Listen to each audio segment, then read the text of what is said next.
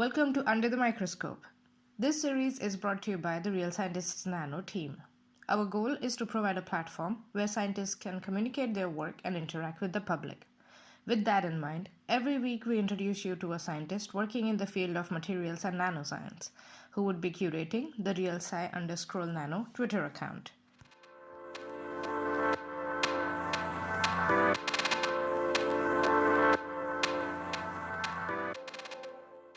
Hi everyone, today we have with us Robert Karsthof, who is a postdoctoral research fellow at the University of Oslo in Norway. Hi Robert, how are you? Hi Pranati, I'm fine. And you? I'm good. I want to know more about your research and your experiments and everything. So let's start with talking about your scientific journey. So how did you end up as a postdoc now in Norway? Tell us everything.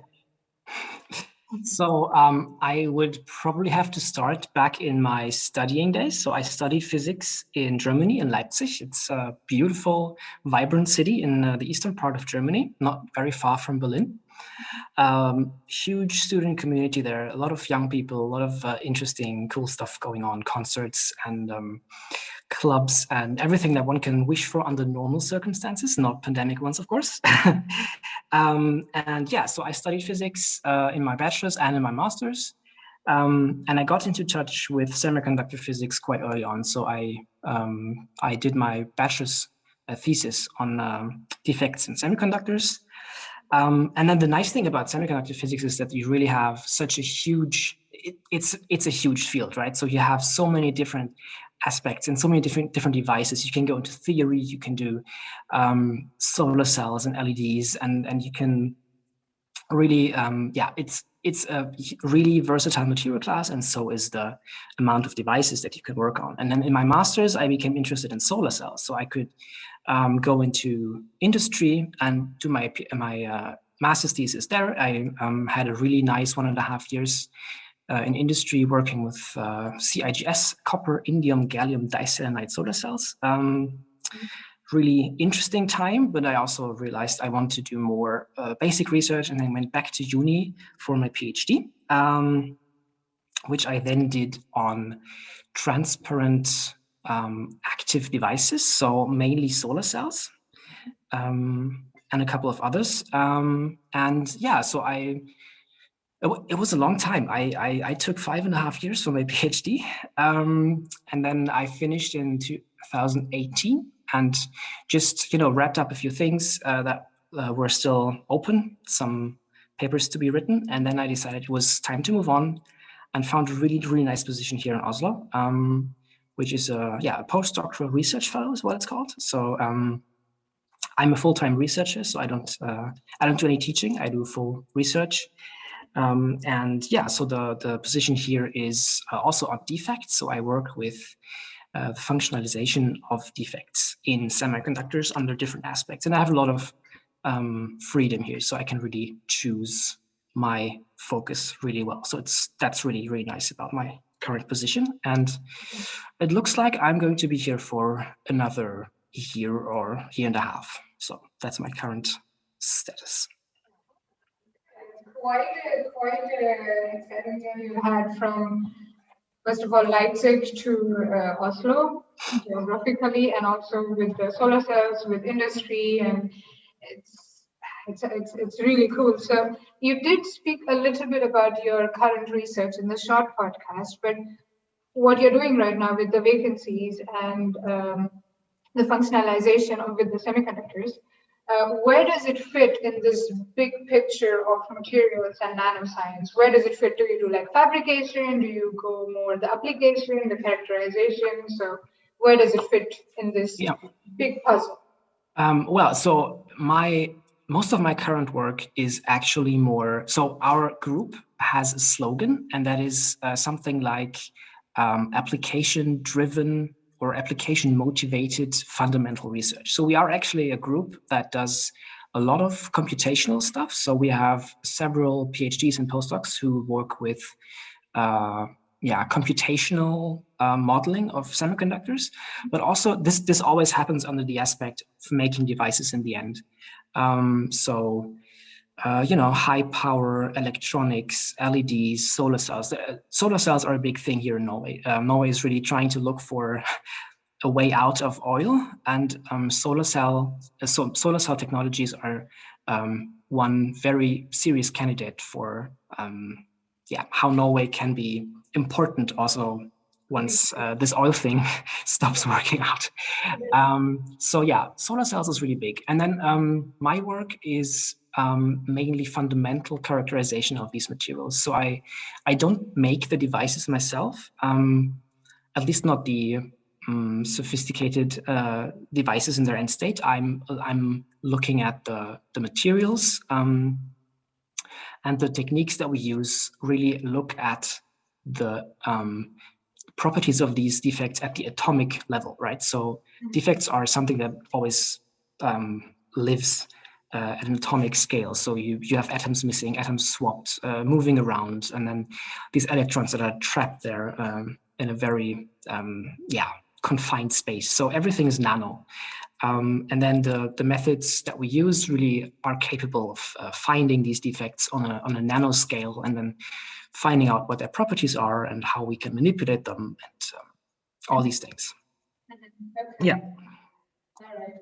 Yeah, that makes sense. It's really also nice to know where does it fit in real life. With the solar cells, are we trying to go towards green? And also your logo, no, not logo, sorry, your slogan. Totally, I understand it now.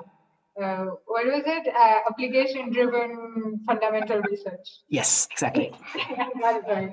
Okay, super. That it sounds like you are involved in a lot of interesting projects. I mean, even now, and hopefully you can show us one when you're taking over the account. And you have been involved in a lot of interesting projects in the past as well, including your master thesis at the industry, your PhD work. So what I'm getting at is could be a difficult question. It's a difficult one for me, but if you have to pick one research project that you're most proud of, or the most fun or quirky one, I know it's tough, but could you pick one for us and explain it to us in simple words in the section we call In Other Words? Yes, of course. So there's actually one that I can come up with. So I mentioned this phase that I had in Leipzig after my thesis was done. So one of the materials I worked with a lot during my PhD is a nickel oxide, so the oxide of the metal nickel, which is really versatile, which I will be talking about in the upcoming week. But it's also a very challenging material in a lot of senses. So to understand its properties is something that people have been looking at for decades, but in a lot of cases not really figured out yet. And one of the central questions that people look at in semiconductors is the so-called electronic transport. So how do electrons in a material move from A to B, basically? And there's a surprising number of processes that actually can move an electron from A to B. It can be quite a lot of different ways. And in nickel oxide, the literature that I could find when I was writing my thesis was not really conclusive at all. So there was a lot of different models being used, and they would also contradict each other in parts. And then the models they would use were maybe just would work in certain temperature ranges and then not in others. And I was really, really unhappy with this. And after I finished up, I decided, okay, I want to do a project. I want to do a study on this. And this was the first project that I more or less did on my own without my supervisor being involved. And I found so I made an experiment and realized that the equipment that we had was not quite what I needed. And I found a group, actually by coincidence, located in the same building, so same university. And there was a professor there who had world-class equipment for what I wanted to do. And then I talked to him and he was really excited about it and offered me that I could use it and we could talk about it and then make a collaboration. And that's what this developed into. So we ended up doing a lot of really interesting, but also very challenging experiments and discussing a lot. And what was fun about this was actually that I learned, because they were not solid state physicists. So they were not dealing with matter in the crystal or like in a solid matter, but they were soft matter physics. So they were more looking at polymers and maybe also biomatter and stuff like that. And I realized we were really using different language. So in the beginning, it was very difficult to talk to them because we kept using different terms, and then also being a little not really happy with the way the other person put it. But in the end, we really figured out that we were actually talking about the same stuff, and that you could learn a lot by just swapping language and try to adapt models that people in the other community would use, and then learn something new about your system. That was really, really fun. And yeah, so the collaboration ended up producing 2 really nice papers. One of them was even selected as editor's suggestion, I think was that, and that was really rewarding.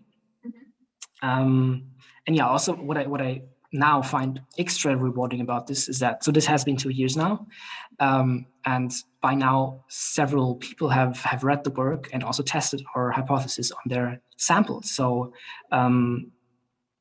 it turns out that we were actually right, and that it works even beyond what we suggested it for. So that is really really rewarding. That is really cool. Yeah, I was about to ask you. So, did you manage to answer the questions that were confusing you at the beginning of your work, and you did yes, for other people as well? So that is really cool. I can understand why you picked this project as the one that you're most proud of. Nothing against other projects. I'm sure you love them all equally. But this there's differences. I mean, we all have our favorites, right? And then you also end up picking more projects than you can take on, and then at some point you realize, okay, this is more fun, so I'm going to do this. This project will give me more of me, so let me focus on that. Yeah, that makes sense. So it's clear that you love the science aspect or the research aspect of being a scientist. Other than that, other than the research itself, what else do you like about, or what else do you love about your life as a scientist? That's a very difficult question, I have to say. So there's a lot I like about it, but I think one of them was already part of my previous answer, is the collaborative aspect. So when I when I came back recently from a long period of home office, and I came back to the office, and people were here, and I was able to talk to them again, and then I realized, okay, this is actually what I missed most. Talking to others about their research. And also at some point you just realize, okay, I have a certain degree of experience now, and talking to others, maybe even others that have even more experience, you will generate input, and this really brings everyone forward. And I really like how, at least in the environment I'm working in now, I mean, this is probably not everywhere, but I really like that about the academic environment, that you have this cross, so you really have the opportunity to make interdisciplinary work happen, and then talk to other people about their research, and generate ideas, and that's what I really like about being a scientist, I think. I think you're a very good scientist if you love collaborations and communication and everything, because I think that's very, very important as a scientist, especially in the field of nanoscience and technology, especially today, because there is so much happening. So it's always good to collaborate, and so much fun to collaborate. Yeah, it is. It is. Fun. Yeah. That's really cool. Marcel, so what advice would you give? Okay, there's 2 ways you can answer it, whichever way you want. What advice would you give yourself if you were to go back in the past and start out? Or what advice would you want to give to scientists who are starting out their research journey today? Do you have some advices that you have gathered in the long science career you have had so far?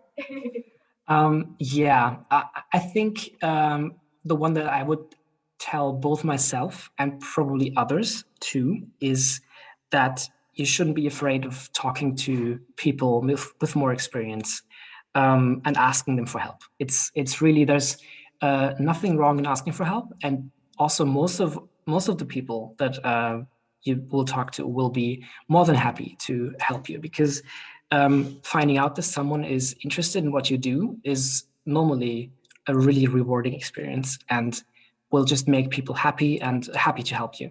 So don't try to solve problems on your own. If you feel that you're stuck, go find someone that you can talk to and really, make them. Yeah, exactly. You will maybe just get your answer, but you will also maybe have the opportunity for a nice collaboration, and of course, then double success. Absolutely. Okay, awesome. So it sounds that your research experience so far, Robert, has been wonderful, and I hope it will stay to be wonderful, and even more better and better it gets every day. However, if you had 3 wishes to improve your research experience, what would you ask for? And I'm not promising anything. Yeah, I thought a lot about this. So one of the things that is really, I think, bothering probably most of us is the difficult perspective of getting a long-term job, right? So if you like lab work, like I do, and if you like doing experiments, then there's probably only very few places in the world where you can really find a job and then just be sure that this is what you can do. All or most of the positions that we find in research in academia are fixed term, so we always have to live from project to project, from contract to contract, and never can be sure what will be in 3 years or in 10 years. And even if you aim for becoming a professor one day, it's definitely not sure that you will. So this is probably the hardest thing I can ask for.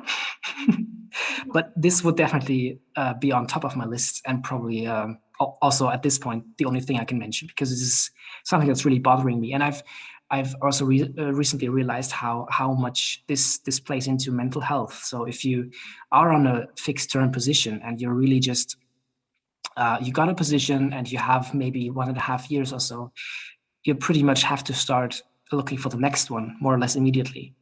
And at some point you realize, you don't sleep well at night, and all you're thinking about is this, and then your mood is not the best. And this really, and then once the situation is settled and you maybe have the next contract, and you're really just you're free for a while, and all of a sudden you're on top of the world. And then really, it's just make me realize that this is probably what in the long term may be driving me out of academia, because this is not a permanent solution. Of course, it's not healthy. So please.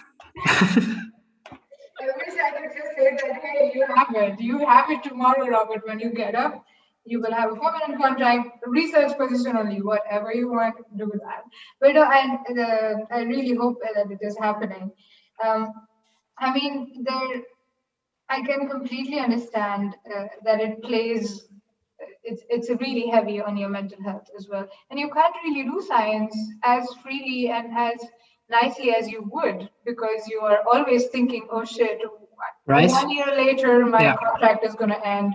I need to either apply for research funding, or I need to move to a different country, different continent, whatever. So it's I mean, this it takes up energy, and really also the amount of potential that we lose in this is incredible. I mean, if people wouldn't have to look for funding, but would just be able to do the research, we would actually be able to have knowledge that is really in place, and we know, okay, there's this person who can do this technique, and they know what they're doing, and I can come to them. But at some point they might leave, right? So their contract might end, and then they leave, and then there's no one else, or maybe even if there is someone who takes up that position, they will not have the same know-how. So we lose so much knowledge, so much potential by just keeping this very unhealthy system. So yeah, it's something that has to change. For me personally, I think a better coffee machine in this office space would probably, so the coffee here is terrible, but don't tell anyone. No, I mean, they all know. They all know. But no, I think apart from that, I'm really happy. I also have to acknowledge that, of course, I'm very privileged to be able to work in a country with high social security and good salary and all these things. So that's how it is. Coffee machine. Coffee machine and Robert is happy, and a lot of time in the clean room, and then Robert is happy. Well, I hope you get better coffee and a good coffee machine. This has been lovely talking to you about your research and about you as a scientist. Before we let you go, though, one last question that I have to ask.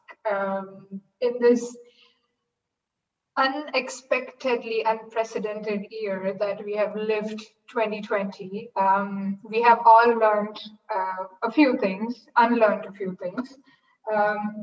Would you like to share some of your learnings from 2020?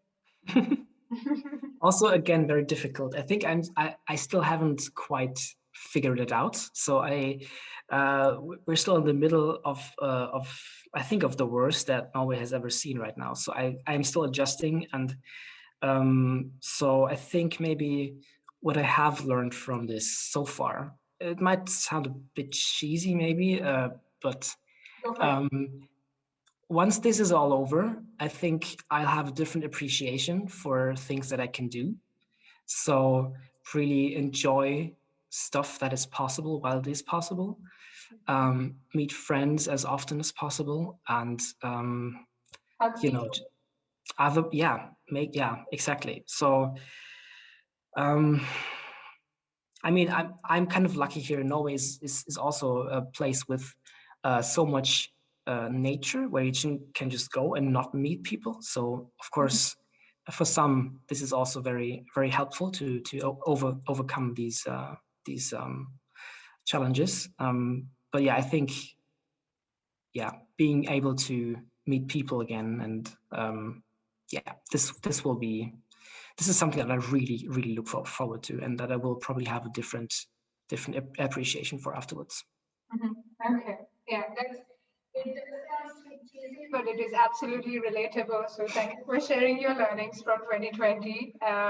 Robert, this has been wonderful. Looking forward to having you on Real Scientist Nano. Thank you. It has been great. Thank you so much.